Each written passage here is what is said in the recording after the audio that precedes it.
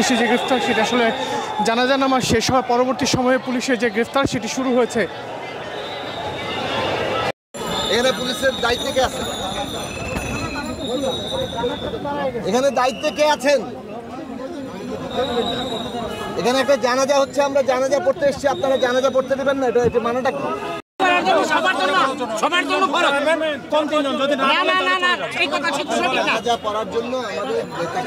তিনজন ঢুকতে পারবেন, কোন তিনজন ঢুকতে আপনি নামাজ পড়তে দিবেন না কেন? এটা আমাকে বলুন। আচ্ছা, এই বাবলু ভাই খোলা আছে, গেটটা খুলেন। আরে গেট তো খুলতে দিচ্ছে না, পুলিশ এসে দাঁড়ায় আছে না। ওরা তিনজন দাঁড়ায়, নামাজ পড়তে বলে তিনজন দাঁড়ায়, নামাজ পড়তেও তিনজন দাঁড়ায়। জোর করে ঢুকবো না, আর তিনজন আমাদেরকে দেওয়া হয় নাই, গেট আটকিয়ে রেখেছে তারা, আমাদের কথাই শুনতেছে না।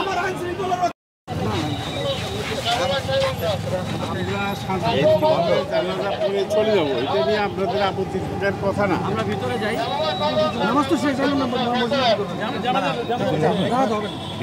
জানাজায় অংশগ্রহণ করবো। জানাজায় অংশগ্রহণ করার জন্য ভাই মুসলমান মারা গিয়েছে, এটা জানাজা অংশগ্রহণ করবো। মারা যাবে।